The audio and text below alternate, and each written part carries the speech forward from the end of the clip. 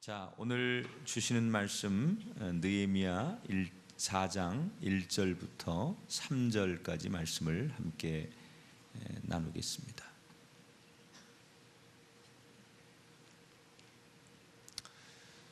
우리 다 같이 한 목소리로 같이 말씀을 읽겠습니다. 느헤미야 4장 1절부터 3절. 여러분 순서지에도 말씀이 나와 있고 화면에도 말씀이 있고 성경을 찾으신 분들은 성경을 보면서 같이 읽도록 하겠습니다. 시작.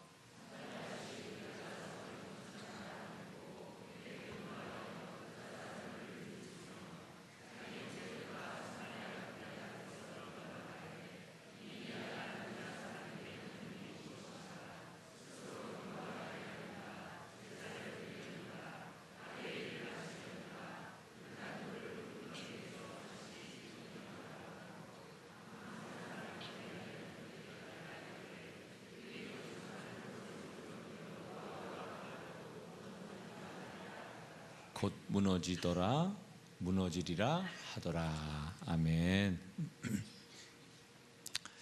느헤미야가 지금 이제 비전을 가지고 무너진 예루살렘 성을 바라본다고 했죠. 보통 사람들은 현실을 바라보지만 믿음의 사람은 비전을 바라봅니다. 여러분, 우리는 그리스도인이기 때문에 항상 믿음의 눈으로 비전의 세상을 보고 비전의 현실을 봐야 할 줄 믿습니다. 근데 이 느헤미야가 이렇게 처음에 참 비전을 가지고 시작하는데 일사천리로 일이 진행되는 것 같았어요. 우리도 그렇습니다. 어떤 일을 시작할 때 처음에는 참 좋아요. 느낌도 좋고 모든 상황과 여건이 참 좋습니다. 느헤미야의 사역이 지금 그렇습니다. 자, 이스라엘 사람들 입장에서는 희망이 없었는데 저 바벨론의 유명한 고위직 공무원이었던 느헤미야가 이렇게 자기들 곁에 와서 일한다고 하니까 뭔가 되겠다라는 큰 기대를 품었습니다. 그리고 느헤미야가 와서 이렇게 하면 됩니다 라고 설명도 하고 사람들을 설득하자 이스라엘 백성들은 그 느헤미야의 비전을 보고 저렇게 따라가면 되겠다, 그리고 다 동의를 합니다. 그야말로 모든 일들이 안 될 게 없는 일사천리로 일이 진행되고 있었습니다. 자, 그런데 뜻하지 않은 장애물을 만나게 됩니다. 여러분, 우리가 한 해를 살면서 일이 잘 계획을 하고 그 일이 진행이 되고 스타트를 하지만 반드시 고비가 옵니다. 여러분, 새벽 기도가 오늘이 고비입니다. 오늘이 셋째 날이죠. 오늘을 이긴 사람은 이게 이제 한 고비 넘기는 거예요. 이게 3일에 한 번씩 고비가 와요. 아멘을 안 하는 분들은 나는 내일쯤 올 것 같은데 뭐 그런 생각을 하시는 겁니까? 기도도 그렇고 신앙생활도 그렇고요. 우리가 사업도 그렇고 이 자녀를 키우면서도 그렇고 부부관계도 그렇고요. 우리가 모든 인생을 살아가는 것들이 반드시 어떤 순간에 그 한 번 정도는 위기가 옵니다. 근데 느헤미야도 공무원들이 다 관공서가 도와주고 밀어주니까 금세 될 줄 알았는데 그런 분위기였는데 얼마 가지 않아서 큰 위기를 하나, 장애물을 만나요. 자, 제가 새 번역 성경을 소개합니다. 2절 3절. 힘도 없는 유대인들이 도대체 무슨 일을 하는 거냐?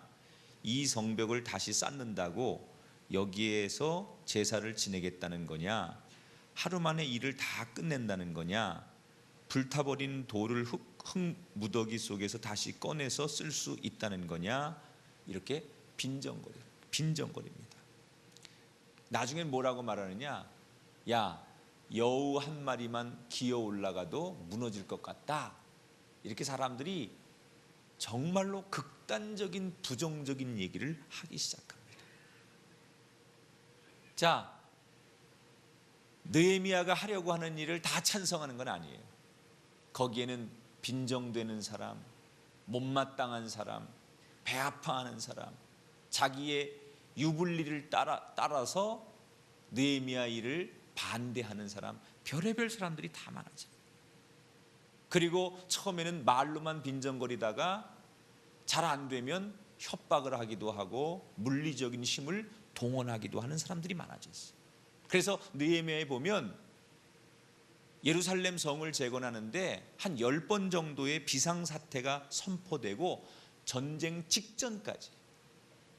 처음에는 그러지 않았어요. 분위기가 너무 좋았는데 시간이 가면 갈수록 느헤미야를 반대하는 적들이 생겨나고 그것을 방해하는 사람들이 생겨나기 시작했어요. 자, 그러니까 이스라엘 사람들이 처음과 다르게 점점 시간이 갈수록 자신감을 잃어갑니다. 10절에 보니까 흙 무더기가 아직도 많거늘 짐을 나르는 자의 힘이 다 빠졌으니 우리가 성을 건축하지 못할 것 같다. 그렇게 처음에는 느헤미야 얘기를 듣고 이렇게 하면 되겠다라고 사람들이 동의하고 자신감 있게 출발하더니 점점 부정적인 사람들의 얘기도 듣고 현실적으로 어려움을 느끼면서 사람들이 하나 둘씩 안 될 것 같다. 역시 우리는 안 되나 보다. 이런 사람들이 늘어나기 시작했어. 언제 이 일이 끝나? 우리가 언제까지 이 일에 매달려야 돼? 이렇게 걱정하고 불만하는 사람들도 있었습니다. 왜 이렇게 처음에 자기가 충전돼서 이 일을 하자고 덤볐던 사람들이 갑자기 두려움이 생기고 어려움이 생기는 걸까? 여러분, 우리도 한 해를 시작하면서 멋진 비행을 꿈꾸고 비상을 꿈꾸면서 한 해를 시작하는데 다 좋잖아요. 올해는 될 것 같다.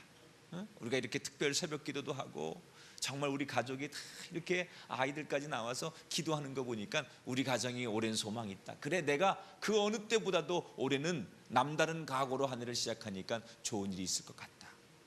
그래서 이게 선순환이라고 잘 되는 사람에게 자꾸 잘 되는 일이 생긴다. 그래서 잘 될 것 같다라는 그런 마음과 느낌이 들지요. 그런데 중간쯤 가서 우리가 한 해를 사는데 뭔가 뜻하지 않은 어려움과 좌절을 경험할 수 있어요. 왜? 기도하고 시작하고 하나님만 의지하고 살려고 하는 우리들에게 중간에 어려움이 생기는 걸까? 우리가 여러분 프로야구 선수 가운데 걸출한 한국의 스타 중에 하나가 바람의 아들이라고 불리는 이종범 선수예요. 이 선수는 아직도 우리나라 프로야구 역사에 깨지지 않는 기록들을 많이 보유하고 있습니다. 단일 시즌 신인 최다 도루 73개, 단일 시즌 최다 안타 196개, 선두타자 최다 홈런 30개, 최소 경기 500도루, 최소 경기 1000득점. 이거는 깨지지 않는 불멸의 기록이에요. 아주 빠른 발과 강한 어깨로 수비, 그리고 타격, 그리고 작전 능력, 이런 것이 굉장히 뛰어난 선수. 그래서 일본까지 건너가서 일본에서도 스카우트를 당해서 활동을 하죠. 일본 프로야구에서도. 그런데 이종범 선수가 워낙 잘하니까 이종범 선수에게는 항상 상대편들이 지나친 견제와 공격이 항상 들어왔어요. 사람들이 이종범 선수만 공격하는 거예요. 저 선수의 타격의 패턴, 또 저 선수의 수비의 분석, 이런 것들을 다 시뮬레이션을 해가지고 이 이종범 선수가 잘 못하도록 항상 위협구를 많이 던져요. 너무 잘하니까 얼굴 쪽에 공을 던지거나 일부러 공을 그 이종범 선수에게 맞히는, 그래서 이 데드볼이라고 하는데 몸에 맞는 볼을, 데드볼을 워낙 많이 맞는 선수. 그러다 보니까 부상도 많은 거예요. 이 팔꿈치 같은 관절에 공이 맞아가지고 부러지기도 하고, 상대가 얼굴에 던져가지고 얼굴에 맞아서 이 광대뼈가 나가기도 하고. 그래서 이 잘하는 선수를 상대가 너무 집요하게 막 위협하고 공격하니까 그게 굉장히 힘들었다는 거예요. 여러분, 왜 이종범 선수가 유독 다른 선수들에 비해서 위협 견제구를 많이 받아야만 했을까요? 이유는 딱 하나예요.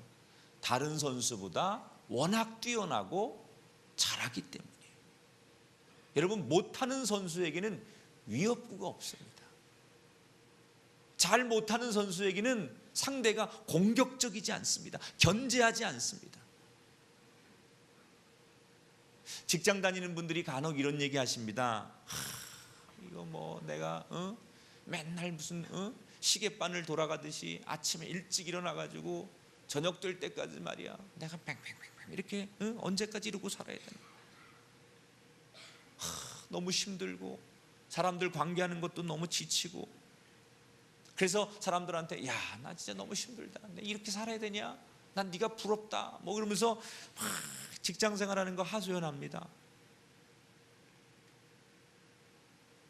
그런데 옆에서 그 이야기를 듣고 있던 백수가 속으로 뭐라 그러는 줄 알아요? 야 나는 누가 갈구는 상사 하나 있었으면 좋겠다. 내가 새벽에 너보다 1시간 더 일찍 나가도 좋으니 나도 다닐 직장이 있었으면 좋겠다. 누가 나 좀 아침부터 저녁까지 아주 그냥 파김치가 되도록 일시키고 혹사시켰으면 좋겠다. 나도 너처럼 할 일이 있고 갈 데가 있고 일에 파묻혀서 지칠 만큼 일해보고 싶다, 이런 생각을 해요. 적어도 직장이 아직 없는 이 백수의 눈에는 직장 생활하면서 뭐 맨날 이렇게 살아야 되나, 이거 인생이 이게 뭐야, 이렇게 말하는 사람들이 배부른 소리 하고 있네 라고 느껴지는 거예요.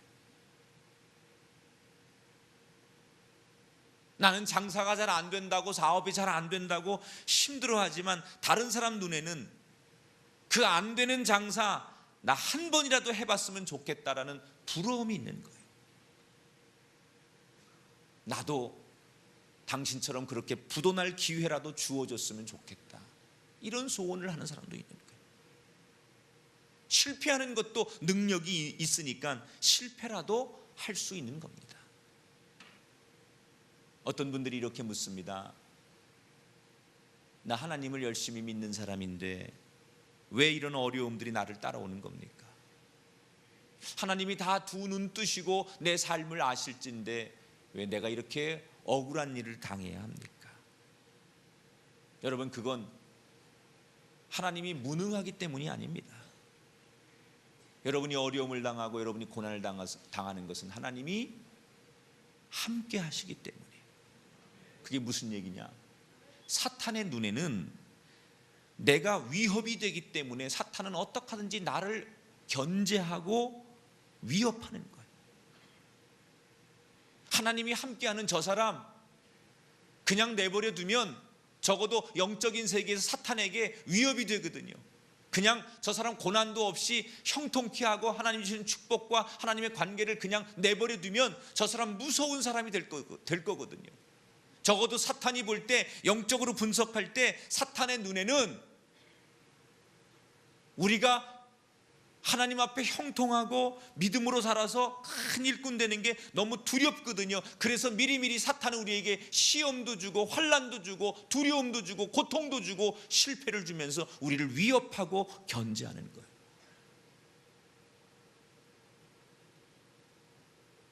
아무 일이 없는 사람은 왜 아무 일이 없는 줄 알아요?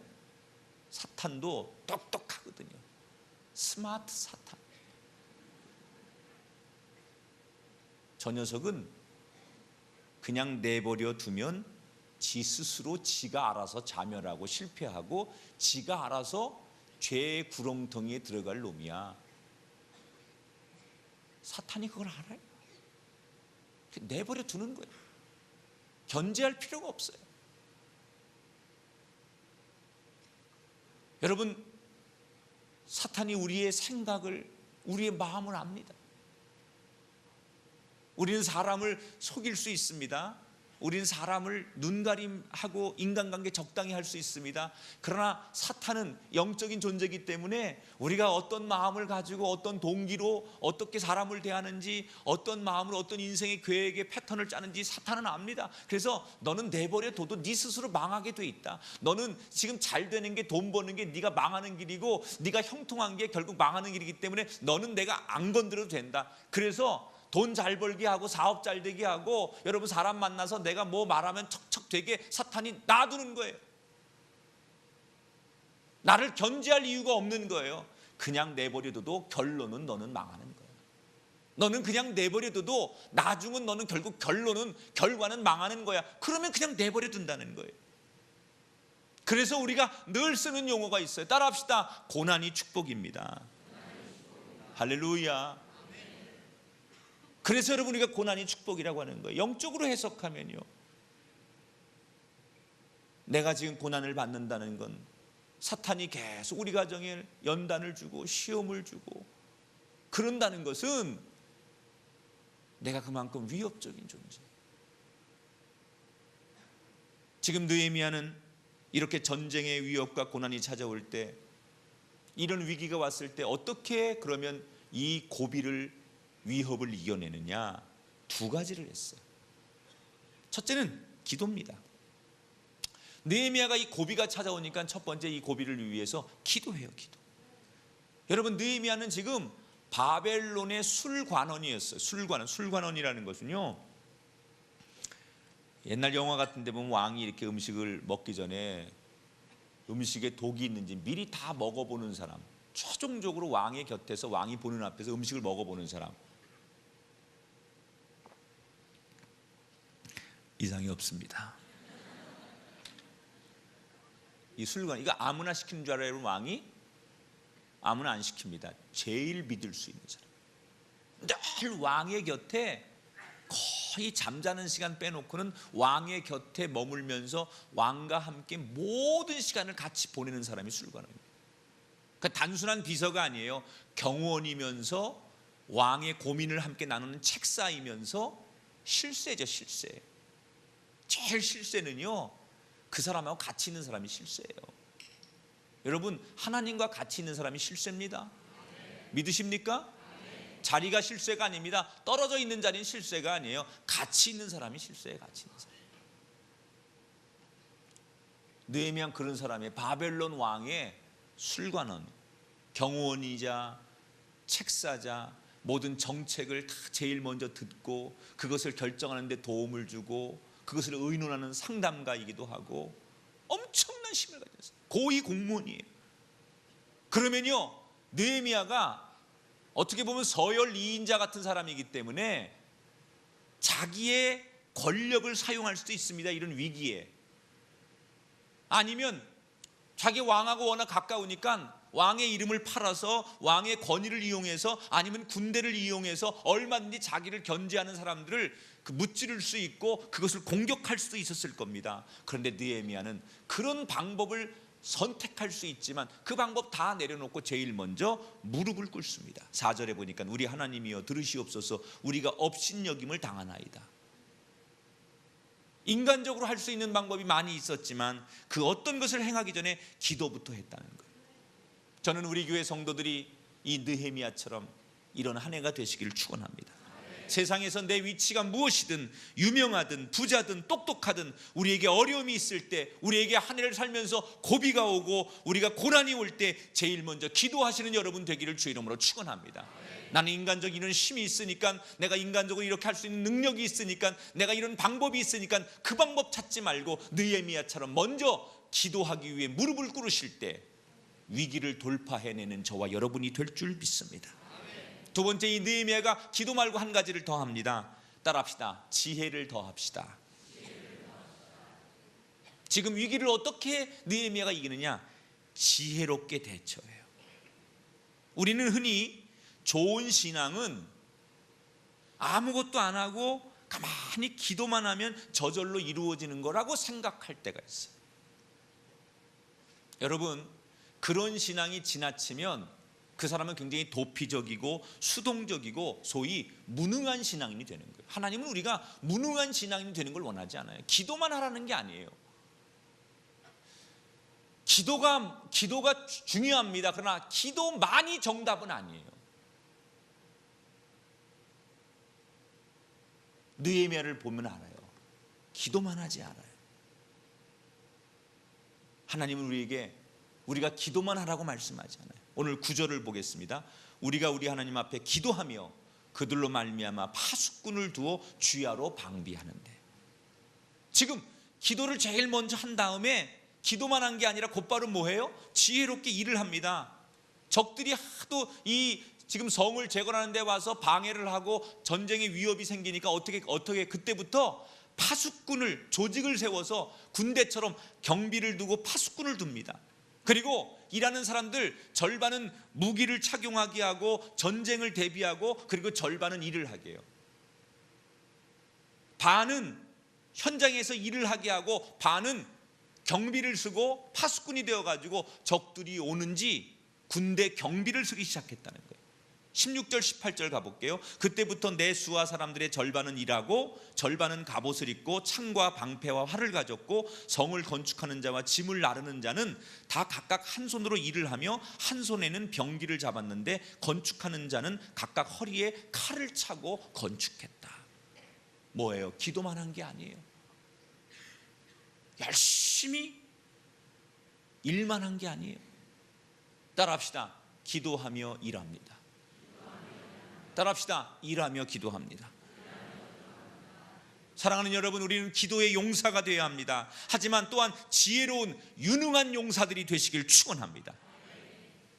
우리가 무너진 성벽을 재건하기 위해서 뜨겁게 기도해야 합니다. 하지만 동시에 칼을 차고 병기를 들고 준비해야 돼요.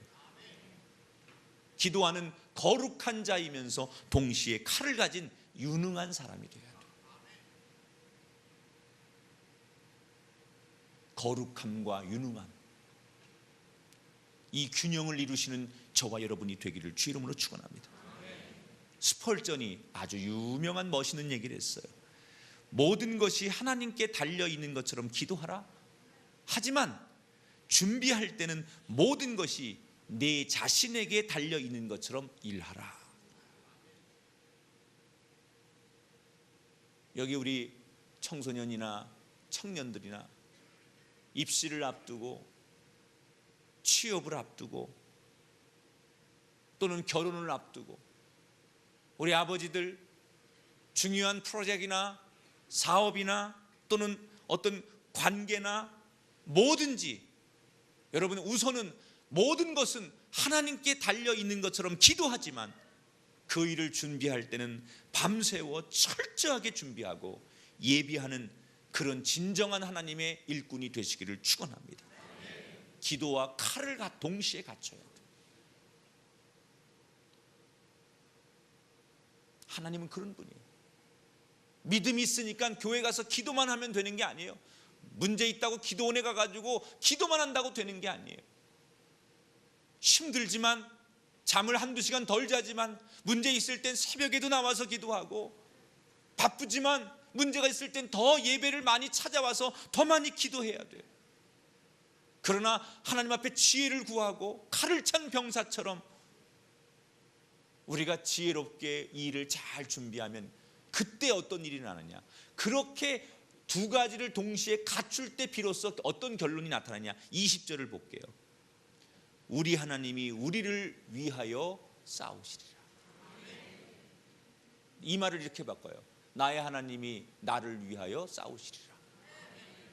학중이 하나님이 학중이를 위하여 싸우십니다. 옆 사람 이름을 불러가면서 시작. 이름을 알아야 부르죠.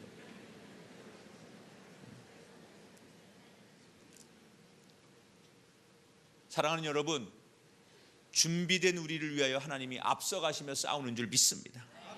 여러분에게 어떤 어려움이 있습니까? 아니, 어떤 어려움이 생길지 모릅니다. 제 이야기를 저의 이야기로 설교로 듣지 마시고 하나님의 음성으로 들으시기를 축원합니다. 어떤 어려움들이 있을 때, 한 해를 시작하면서 이제 여러분 많은 어려움들이 혹 생기거든.